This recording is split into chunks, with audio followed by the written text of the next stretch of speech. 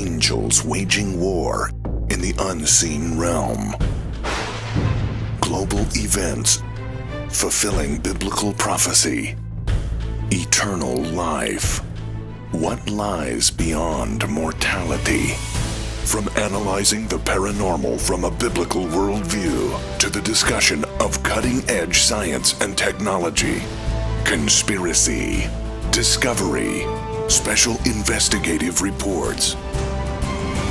Unafraid to explore the challenging issues facing humanity. Welcome to another edition of Skywatch TV.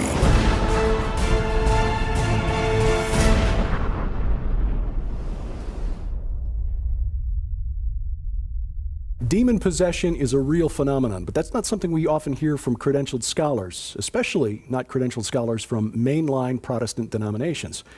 Welcome to Skywatch TV. I'm Derek Gilbert in studio with my wife and best friend, Sharon K. Gilbert, and our guest, who is especially interesting because he's written 2 books on this topic from a scholar's perspective. The first, I Am Not Afraid, Demon Possession and Spiritual Warfare, and his new book, Afraid, Demon Possession and Spiritual Warfare in America.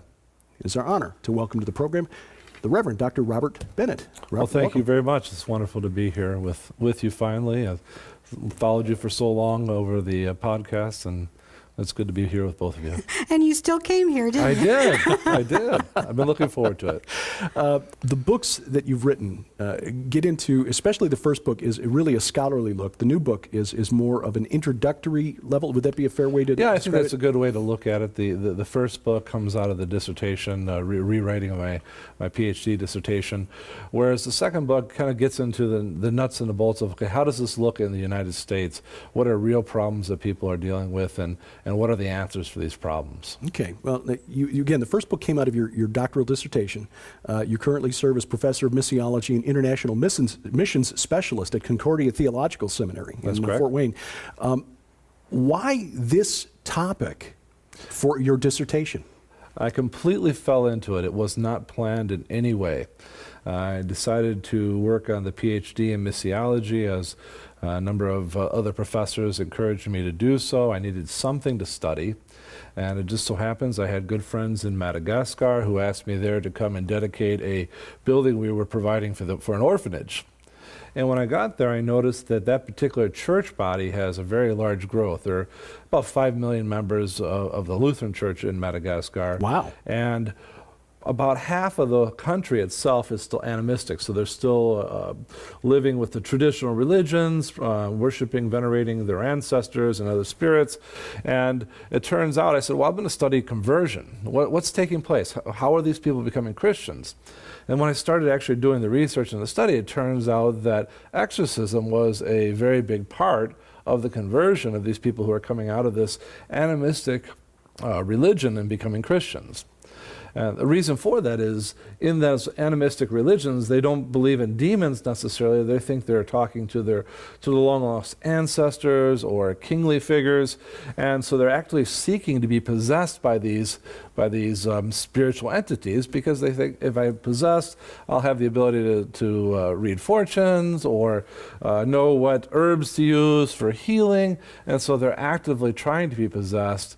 And so when they interact with the gospel, there's a large clash that takes place there. And that's how I kind of ran into the subject, and I said, that's a good idea for a book. Didn't that surprise you? Because surely the Lutheran seminary doesn't have a massive section where you study spiritual exorcism and actually looking at real spiritual warfare.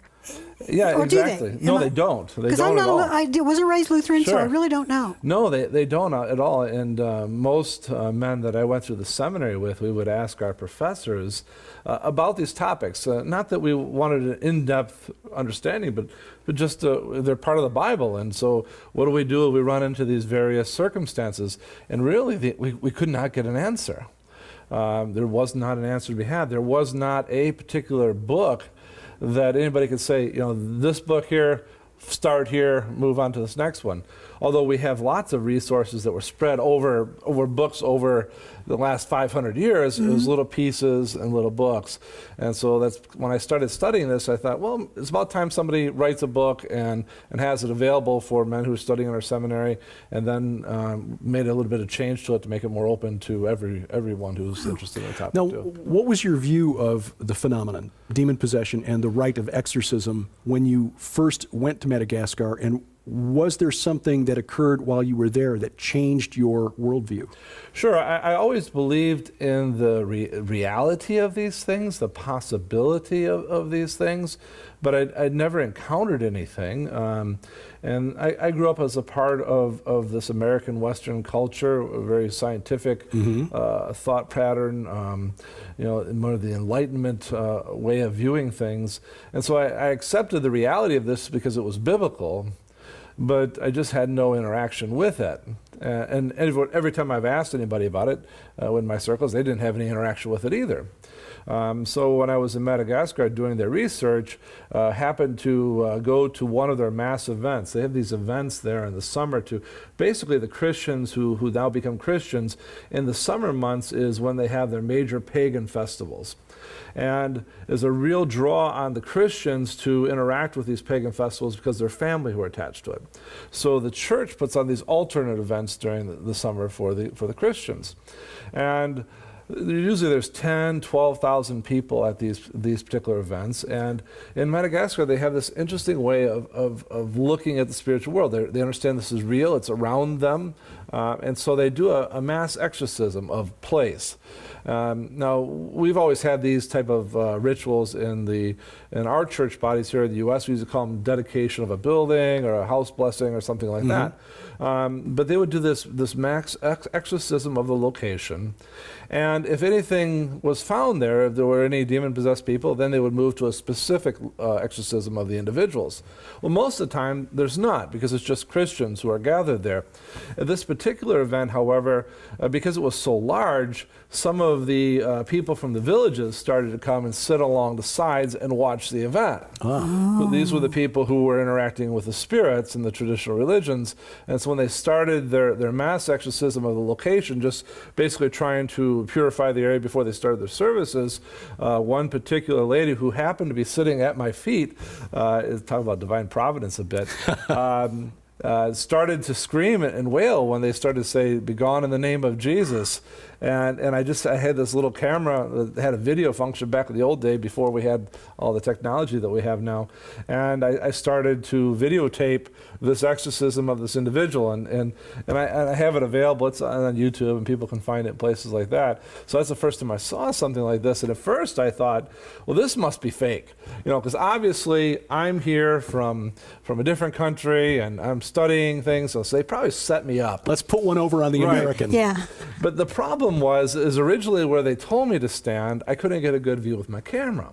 And so I chose the location. And the person who ended up having the demon in them was already sitting there so they couldn't set me up on this thing. But that just kind of shows how the scientific side of my mind is working. I'm thinking, well, this can't be real. So there must be an explanation for it. Well, 5 minutes in, I'm starting to recognize, well, wait a minute. There's something going on here. And the really odd thing was, it was not out of the ordinary for the people who were there. If we'd seen something like this going on, we'd probably react pretty strongly to it. But everyone just kind of accepted, okay, we know what this is. We've seen it over and over again. And so they have these teams of exorcists that come over, and all of them together are simply saying, "Begone in the name of Jesus Christ." And it's a quite impelling a video to watch, but that was my first experience with it. But what I thought was interesting about it after the fact is it wasn't real ritualistic. It was simply, they were simply saying, "Begone in the name of Jesus," and they were singing some hymns. And before that, when they did the general exorcism, they were reading some scripture and giving short sermons. So, but nothing as you'd see in Hollywood with some of the Roman Catholic rituals and things like that. Was your doctoral advisor a little surprised when you decided to write on that? Yeah, I think everyone was surprised when I started to write on that. Even the publisher on the first book when it came out warned me that I probably wasn't going to get a very very good reception, and it turned out to be just the opposite. I've got actually a very good reception from people that maybe I thought would have given me a difficult time. But I try to write very systematically and anticipate what questions someone might have. And actually some of the book reviews on it have actually kind of condemned me in that sense, that I was always explaining and kind of, as if I didn't believe. But I was doing so for people maybe who didn't believe. And should point out that the publisher, Concordia, is am I correct, it's an arm of the Lutheran Church Missouri Synod? It is. It's the official publisher of the Lutheran Church Missouri Synod. And what that means in my circles is anything that is published has to actually go through doctrinal review. So these are the only two books currently in our particular church body that are actually officially doctrinally approved by our synod for use in our church. And again, I just think that's remarkable. And again, coming from a scientistic culture where we have been soaking in this positivist worldview, this idea that science has all the answers. You said Americans, seeing what you saw there in Madagascar, would react strongly. I think you're right, but I think our reaction would be to call 911 and get the EMTs out sure. there. Get medical we definitely wouldn't have done what they were doing. We wouldn't have called a team of exorcists Right. in.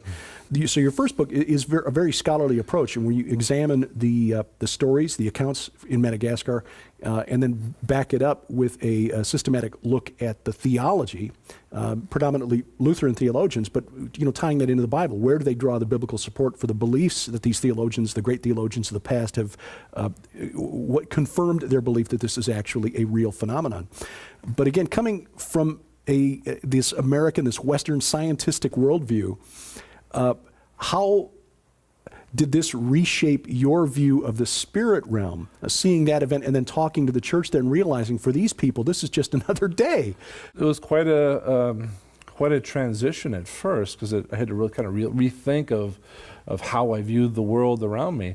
But that's what's interesting, is when you start to be a little bit more open to these things, you start to run into them all over the place, and hence the second book, where I talk about the things that are in our lives all the time that sometimes we don't even recognize. But it's interesting, going back to the point of that first book, I actually, because of the difficulty that I expected to encounter, I divided the book up into two different sections. The first section deals specifically with Madagascar, the stories of the people's lives before they were Christian, when they were converting into Christianity, their life now. But I did that purposely for the American reader, or for the Western reader, because it's really easy to say, okay, well, I trust this account here, but I don't know if I believe it in my own context. And that's why the second part of the book then goes and says, okay, well, all the Gospels, how did the Gospels deal with this topic? And then from my own tradition, how did the various scholars in our tradition, going all the way back to Martin Luther, deal with this topic? And it becomes very obvious that this is something that's always been a part of our theology, but really has been lost since about the 1920s. Yeah. There's a line in the movie The Exorcist. I make reference to this every now and then because it seems to summarize this, where one of the characters, Father Karras, who is the assistant to the exorcist in the film, tells the mother of the possessed girl that the church quit believing in demon possession and exorcism when it discovered the science of psychology. Right. And it seems that summarizes kind of the Western worldview. And there's a line from another movie we like where the main character says the greatest trick the devil ever pulled was convincing the world he doesn't exist. Exactly right. And that's why I'm glad you wrote the second book, because it's really easy to read the first book and think, oh, that's over there. That will never happen here. That's not going to happen in my backyard. This is the United States of America. We're civilized. We don't have demons here. Well, what I found is when I wrote the first book, people started talking about it. And all of a sudden, people were going to their pastors with problems that their pastor had no idea it existed for the last 10, 20. In the book here, I have a story that for 40 years, people were dealing with difficult spirits in their homes, talked to their pastor about it, and their pastor said, well, I don't know what to do, and continued to live with it until they actually went to find some helpful advice, and I got involved with it. But all of the second book comes out of that. All of a sudden, as pastors start talking about these things, and actually as if they believe them, they start preaching the gospel text like these are realities, all of a sudden the people who've been dealing with problems for all this time will start to talk to their pastors. Before that, they would just say, well, my pastor won't believe me, he'll think I'm crazy, or whatever the case is. So I get phone calls from from pastors in my own denomination, probably at least every couple of weeks saying, what do I do with this? Mm-hmm. You explain 3 different worldviews that you say are sort of the predominant worldviews as regards our understanding of the spirit realm: the naturalistic or animistic worldview, the biblical worldview, and then a postmodern worldview. Can you summarize those for us and kind of identify where we in America are? Sure. Well, the scientific worldview we know quite well. The naturalistic worldview, it generally looks at the world as a closed system. So miracles, spiritual type things would be outside of the system. Although we're starting to see in that naturalistic worldview, these other views come in now related to, well, how did we get here? So it must have been an ancient alien, for instance, or something like that. So people are trying to explain their way, trying to avoid the spiritual side of things by explaining it in different ways. So the naturalistic worldview would just be the scientific worldview where everything needs to be quantified, there's an answer for everything, it's a closed system that's out there. The biblical worldview would be simply that. It would be the narrative that you would find in the scriptures, that these are realities, that death is related to sin, that sickness is related to sin, that there's a host of spiritual realities out there, that there is the powers and the principalities. So it's just simply that, a biblical worldview. The postmodern worldview is really turning into more of a spiritualistic worldview, although it can be on any of the spectrums. And really what that is truth itself is questioned as an objective reality. Whereas truth becomes that which I decide to be true for myself. And you see many people now, they're starting to incorporate various aspects of spirituality, whether it be parts of Christianity or Hinduism or Islam or whatever the case, Buddhism, and kind of mix it all together into one tapestry of what their belief is, as kind of this new entity of belief. Cafeteria line spirituality. Take a little of this, little of that, little of this. You call in the book American spirituality a lost worldview. What do you mean by that? The lost worldview, I would think, would be an understanding that because of all of this mixture of various religious and spiritual ideas, there really is no real view anymore. There is no cohesive view of the world. I could talk to one neighbor and they would have a completely different view of the world than my next neighbor, and so there is no objectiveness anymore. It's just this lostness amongst the community. Is this something that you find in the church as well? I mean, have we lost, have we cut the cables that once tied us to the creeds of the past? Yeah, and actually that's something I talk about in the second book, Afraid, is what's been going on in our own culture. The churches seem to be going out of their way to adapt themselves to the culture with the good intention to reach people in that culture. So how do we reach the people in that culture? We'll adapt ourselves and try to go in. But at the same time, they're losing the distinctive nature of the Christian faith, and they're also foregoing many of the things that have sustained the church through the hymnody, through various older types of liturgy, which the good ones are simply Bible verses that are responded. So I think churches are losing these things, trying to adapt to the culture, and at that point they're no longer speaking a true Christian message and is all of its clarity to the culture. So we see the more and more the church tries to adapt itself to the culture, the more we see the decline of the church in the Western world. The Malagasy people, Madagascar, in their approach to the oppression and possession by demons of people around them, how do they respond? Is this an official church function, or there are lay people? Do they train lay people to go out and Well, they do. They have something they would call piandri. It's lay people and pastors together. They have a very distinct understanding of the office of the ministry in that particular church body. So only pastors do the actual work in the church service, but they have these trained lay people that they call piandri that are trained in biblical understanding. They're trained in exorcism. They're trained in evangelism, who work with the pastors, and that's one of the reasons the church grows. They're also trained in mercy work or caring for individuals, and so they're out actively working in the communities all the time, and one of the part of that would be exorcism. So the pastor might take the main role and the others would assist him, but sometimes the pastor might not be there and they'll do it themselves too. So you've got people who are just regular members of the parish who are working side by side Trained, yeah. with the trained pastors to go out and engage in spiritual warfare on a day-to-day basis. Yeah, and the thing is about it too, it's not a strange thing to them. It would be just like anything else that you would do as a part of an aspect of your ministry. And that's what I found in our own history. We lost this in our particular church body for a number of years, or at least technically did. But in the older days, the beginning of our church, pastors would be actually taught in seminary. Your job is to visit the sick, visit those who are in prison, those who are dealing with various spiritual elements, and those who are demon-possessed. Just as one category amongst many categories, not made in any special light or anything like that. And that's what we've lost in the last, 70, 80 years. In the stories that you've collected for the second book, and to a certain degree for the first book, but primarily here in the United States, did you find that there are certain areas that tend to be hotspots? No, I didn't. I think it's especially with the way our world is set up these days, with the internet and with travel. It isn't like hotspots anymore. Most of these stories come out of the Midwest, places that you would never expect. One story in the first chapter of the second book is a woman in Michigan who is trying to figure out what's wrong with her life. She's not being productive as she thinks she should be as a Christian.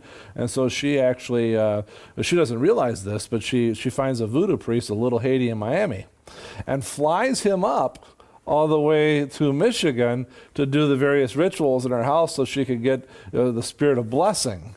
And it really turns out bad for her, and the whole story talks about how that's taken care of in the book. Was she Haitian by? She was not. She didn't realize that he was a voodoo priest. She just heard there was this spiritual leader. Found him on the internet. Yeah, other people talking, probably in some chat rooms or something, that there was a spiritual leader that could help people, and she paid for him and flew him up, and they did some very strange rituals in her home, and the whole story's in there. But I remember writing this chapter, and my wife, who generally serves as a second reader for me on things, she was reading the chapter. She goes, "Is this real?" I said, "Yeah, it's actually a real story," but it almost comes off like it's something you would see, in the movies or something. Oh my! There was a case not long ago from Gary, Indiana, of a woman whose home was, in a sense, similar to a story that you record in the book Afraid. I mean, her children were being abused, basically. And there was a case in front of a social worker where one of the children, according to the social worker, walked backwards up the wall and halfway across the ceiling before dropping down to the floor. Also, police witnessed things that they couldn't explain naturally. And yet, she wasn't, as I understand the story, trying to read between the lines, the news accounts, that she was having difficulty finding a pastor who understood what was happening and be willing to help, because she was doing things like lighting candles and waving the smoke of sage through different rooms and things like that. How difficult, based on the contact that you've had and the stories that you researched, how difficult is it for people in America to find pastors who are prepared to deal with this problem? Good question. I think it's quite a difficult problem, and sometimes pastors just simply don't want anything to do with it. They're fearful or they don't believe it. There's a number of pastors that simply just don't believe these things. But I would think the pastors who care about their people would want to help.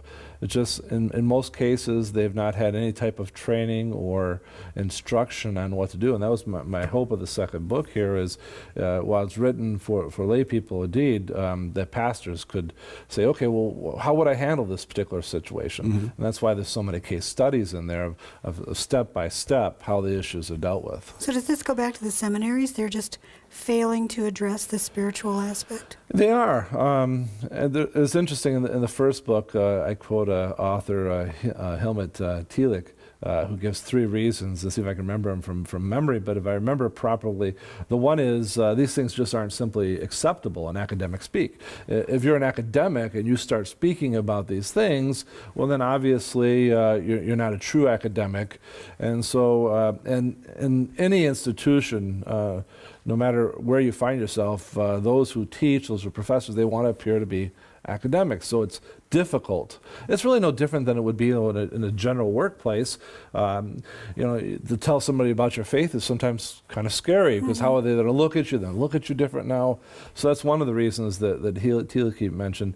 The other reason was that these things simply are not scientifically quantifiable. You can't take these spiritual things, and as much as some of the paranormal groups are out there trying to do this, you can't take these spiritual things and put them in scientific categories. But if you can observe a phenomenon, that is, you have to find a way to explain it. Right, but if a kid walks up a wall and on the ceiling, you got to explain that. You do. Way.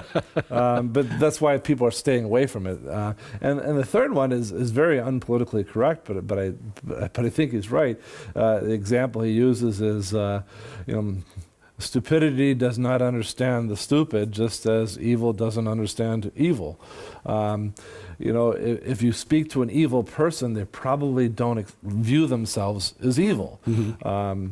And so some people just simply are unable to understand that. Well, Paul, for instance, in Ephesians chapter 2, he speaks about how everyone is born in this world. He uses the Greek word nekros, dead.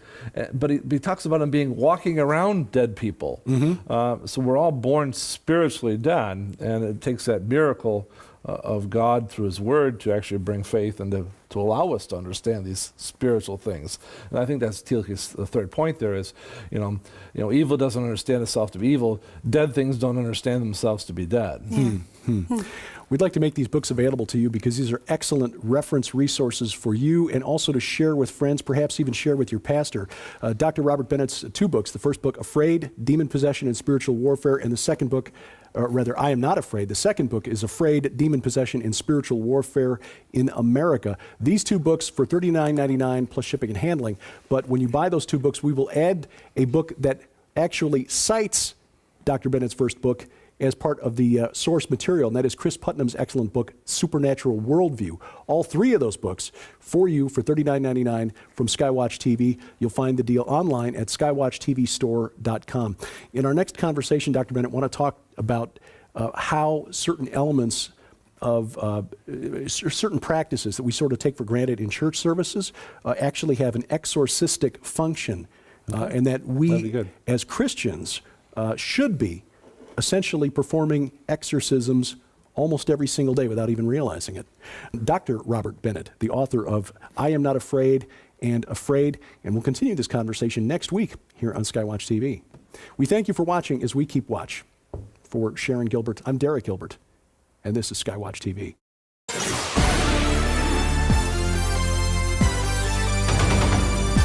The supernatural realm is real, and we humans are naturally curious about it. That's why there are so many television reality shows featuring ghost hunters and alien chasers and mediums and psychics. Well, by and large, the Christian church avoids these controversial topics, even though we have the authoritative book on the subject.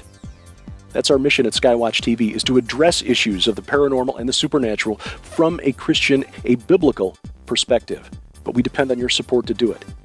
To find out how you can support Skywatch TV prayerfully and financially, please log on to our website, skywatchtv.com. And keep watching as we keep watch at Skywatch TV.